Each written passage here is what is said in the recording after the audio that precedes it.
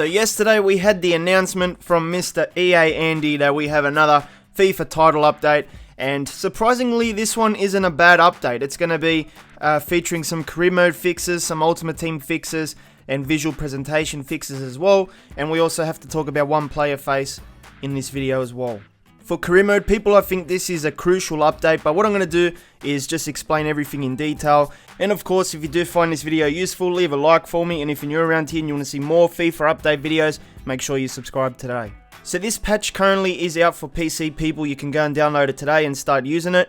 But for console people, usually you have to wait about a week. Sometimes it's more, sometimes it's less, but it's usually about 7 days. In terms of player faces, if you thought this update was going to bring a lot of player faces, well, this update is not going to be for you because there's no new player faces. There's only one that I can really talk about though, and it's not really a new player face, it's sort of a legacy face that's going to be re-added into the game. For PC people, I don't think this face is going to be an issue because I think it's already in the game, but for console people, Mikel is supposed to have a real face. If you check FIFA, it says he has a real face, but when I looked yesterday, and if you watched yesterday's video, I showed you guys this, but he has like this Prince William face, and the rest of the body does not match the face as well. So, you know, he didn't have a real face, he had one of those placeholder faces, which sort of suggests that he's going to get a real face in the future. And today when I went to take a look at the Prince William face again, I noticed that EA changed it and they used a more suitable face for the guy, but it's still a generic face, and that means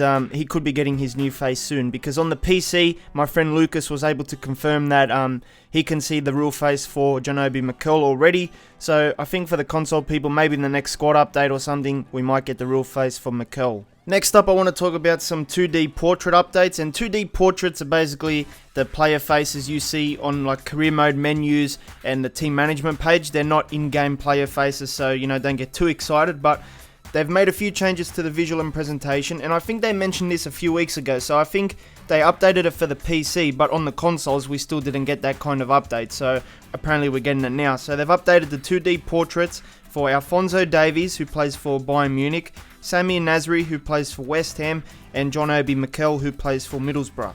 And I believe these are the updated portraits now, because my friend Lucas, who has FIFA 19 on PC, sent me these photos.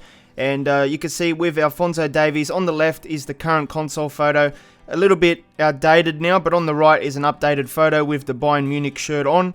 And then we have the Samir Nasri one. On the left is the console version. He has a ghost face, so he didn't even have a real portrait in the game. And then on the right we have like an updated portrait with the blonde hair.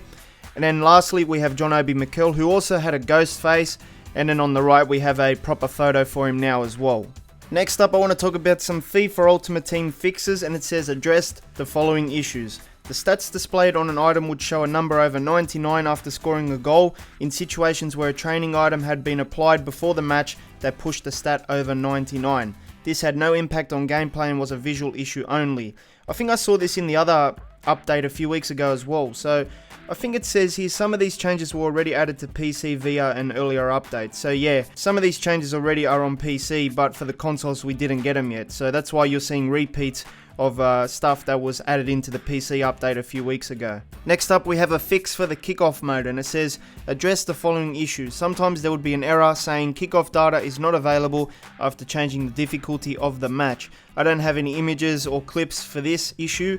I didn't even know this was in the game because I've never experienced it, but maybe some of you guys have, but I just can't show you anything in this video about it. We also have another visual/presentation fix, which was in the pitch notes from a few weeks ago, but it's still in this one today, I think, because it was fixed on the PC and not the consoles yet. But it says addressed the following issues. In the edit team screen, some leagues in the club transfers detailed search league filter were displaying debug text, and I'm not exactly sure what that means. I haven't received any examples of that, but I'm guessing it's when you go into like the club transfers section and maybe some leagues didn't come up with their proper name or something, I don't know. And I've got to say, you know, the main heart of this update has to be for career mode. There's a lot of crucial updates here that you can't really ignore, and it does help the overall experience of career mode, except it came 6 months late. The game came out in September, and finally we get some decent career mode fixes. So for career mode, it says made the following changes. Clubs will no longer send a transfer offer or loan offer for any player that has no chance of accepting a move to that club. This change has been made to prevent situations where a player was transferred listed or loan listed and the club would constantly receive a stream of offers from teams that the player is not going to accept a move to. So I guess this is just going to save you a bit more time. You don't have to deal with those offers that the player is going to reject eventually, which could be a good thing, or it could mean that, the player is not going to be going to any clubs because there'll be no offers coming through for them. But we're yet to see what's going to happen with that. Then it says updates to the transfer/loan system to account for more player and club nationalities as part of the decision-making process a player goes through when deciding if they want to accept an offer. So basically, it just says that club nationalities are going to play a more important role. So maybe an English club trying to loan in an English player might have a better success rate than like a Chinese club or an Australian club trying to loan in a player from England or something. I don't know. I'm just giving examples. There's also another fix that says updates to the transfer/loan system to account for a player's role at their current club in comparison to the role the player would have at their new club. So from my understanding, maybe players who have a crucial role at one club won't go to another club if their role is any lower than that. It's just basically the fact that club roles at their existing club is going to play a more dominant role in the decision-making process. And I think when they mention the transfer/loan system, I think they're talking about AI transfers as well, not just the ones we make as a player. I think they're talking about the whole system, so maybe it's going to improve CPU transfers as a whole as well. But, these are just words at the moment. Until we actually see what it's like in game, we don't really know. And lastly, I think this is one of the most important things about this update. They've addressed the following issue.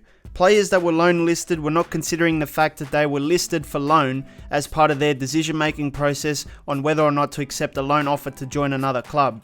In comparison, players that were transferred listed were taking this into account as part of their decision-making process for whether or not to accept a transfer to another club. So by the sounds of it, I think there was nothing wrong with the players that were transferred listed, but there was something wrong with the loan listed players. And I think if you check out my past videos on like glitches and stuff in career mode, there was a lot of youth players refusing to go out, and some like younger players as well that weren't a part of the youth academy. They were just rejecting loans offers for like years and years. They were never going out. They kept rejecting stuff. So I'm going to show you what they mean anyway with an example. So we're on career mode at the moment, and I'm going to show you an example. So I think they've fixed this thing. So if you've got a young player like this right back here who plays for Arsenal, 19 years old, if I put him on the loan list and we get a loan offer for him in a few days, he'll probably reject it. And after a few days, we got this offer from a Polish team, and what people would usually do is just accept it. He's young, you want him out on loan, so whatever team comes up, you're going to answer and accept that. So we accept that, and now we wait a few days to see what he does. And a few days would pass, and then you would get this letter that says that his loan move was rejected. As you can see, it says talks with Osei's loan move to Gornik have broken down. As a result, he's pulled out of the negotiations. And this would be just a cycle. As you can see, I get another loan offer now for the second team, which is Mattersburg. If I accept that, probably the same thing's going to happen now again. And a few days pass, and then you get the same rejection letter, and talks are broken down. And then you get another loan offer from a different team, and if you do that again, it's probably gonna reject it as well.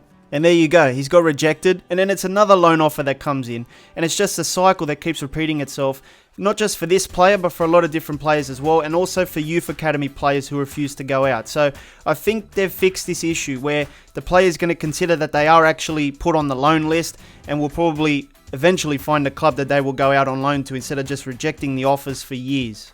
There was a little way to fix this. It was a little bit of a loophole, but what you had to do was accept a loan offer for the player, and then you would have to go to your squad hub straight away, and then you would have to make a few different kinds of changes there. So if we can get to it, look how laggy the menus are, it's annoying.